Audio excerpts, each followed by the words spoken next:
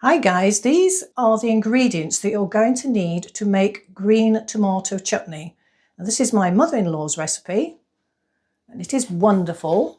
This is a chutney you can't really buy in the shops. 12 ounces of brown sugar. This should be half a pound of raisins, but it's a combination of cranberries and sultanas because I don't have raisins. 2 bananas chopped and half a pound of onions. 1 pound of green tomatoes, this is from last year, so these have been frozen. 1 1/4 pints of vinegar, 1 ounces of salt, 4 teaspoons of ground ginger, and half a teaspoon of chili flakes. Now this is a proper pan for chutneys and jams. It's got a very thick bottom, but that doesn't mean to say it's not going to burn. So let's get everything in there. I hope you can't hear the lawnmower too much. My neighbour's just started mowing the lawn. These things happen.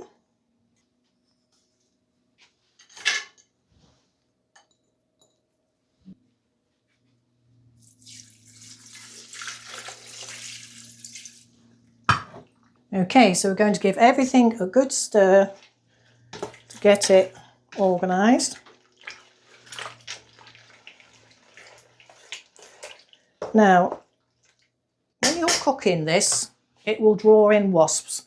So it's really advisable to have a window open in your kitchen and then put lace across it and seal all the edges so the little blighters can't get in, because it is so annoying. So we're going to bring that to a boil now. Once it's brought to a boil, we shall simmer it gently for anywhere between 1 and 2 hours to get it thick. Now, as it starts to get towards the end, it is very prone to burning on the bottom.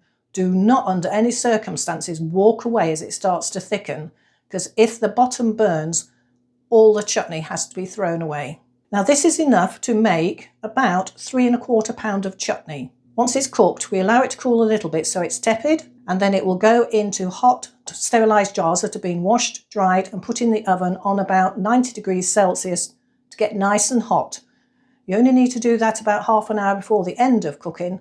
Saves you having your electric on the whole time. As you can see, it is now coming up to a boil, and I'll just give it another minute or so, stirring it to get it all come into the boil. That's on number 4 out of 6 on my settings, and then I will turn it down to 1 and let the fun begin. Now I do have 2 preserving pans. This one is a stainless steel one, which I reserve for chutneys.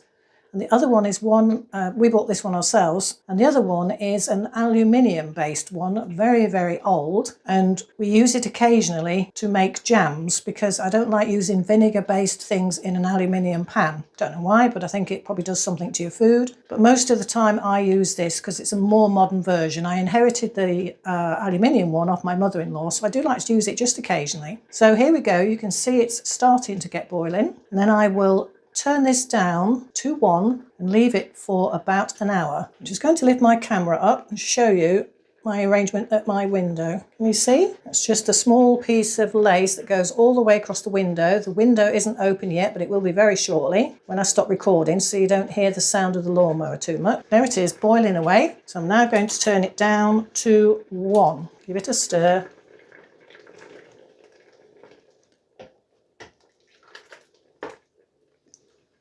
We'll come back in about an hour. See you then. Hi guys, we are now 1 hour into this, and as you can see, it's really got rid of a lot of the liquid.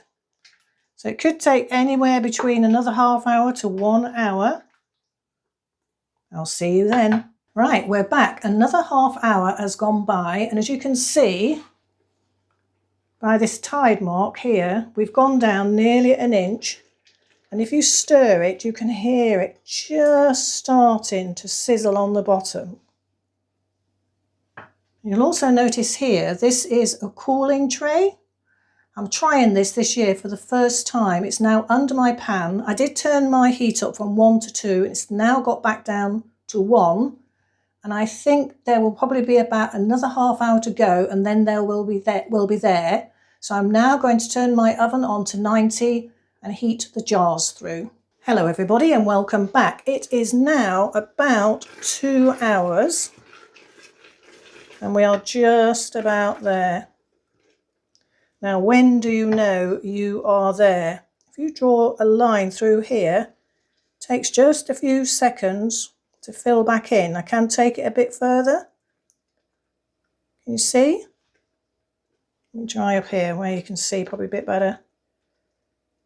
See, it's pouring back in, but it's not going mad. You see, there's a little trail of metal, so I'm going to stop that there. And what I'm going to do now is turn it off. Just move it over here. Get my oven gloves on, just to move that out of the way. Don't want to be touching that boy. I'm going to let that cool down a bit. Okay, this has had a few minutes to cool down. My jars are hot, so it shouldn't crack. If it does, I'll be very sad. So, ladle it in. Now, despite it saying you'll get 3 1/4 pounds, I usually find I don't.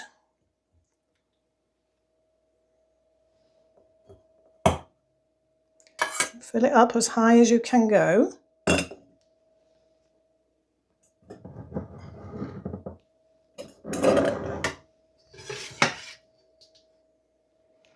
A lot of books recommend that you let it go cold before you put the lids on. I'm not too sure about that because you certainly don't do that with jam or anything, and I know this has got vinegar in it.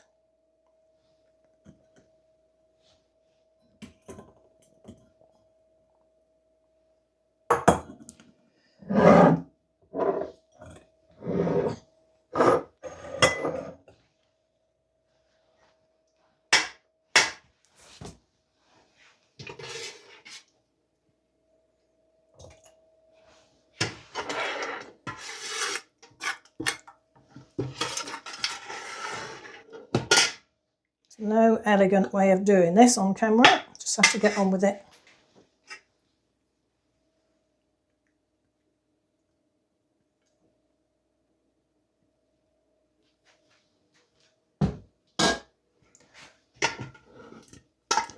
Just have to block your view a moment while I'm doing this last bit.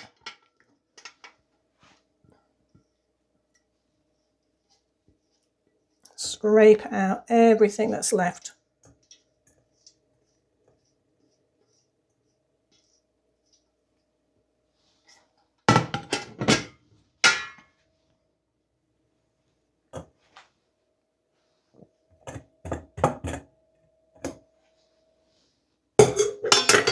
I've got a clean cloth just to wipe down spills, like that.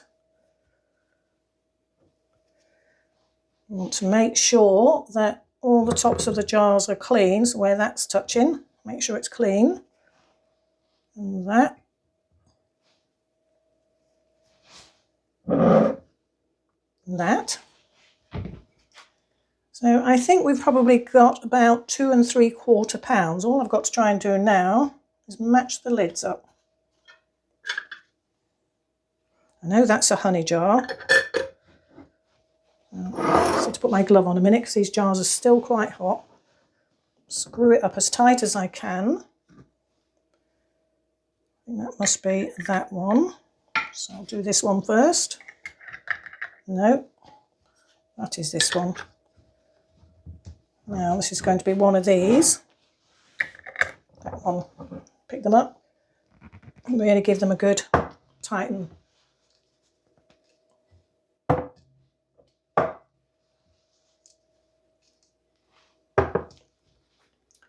So there you have it, 3 jars of green tomato chutney. Now we'll let those go cold. This one, as you can see, is not completely full.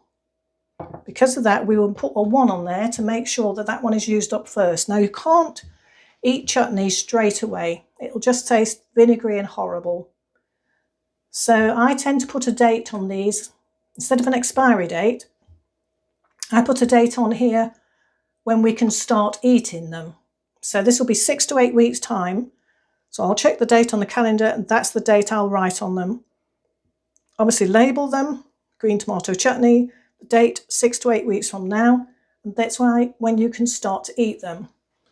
So the other thing I was going to do was just to show you the recipe.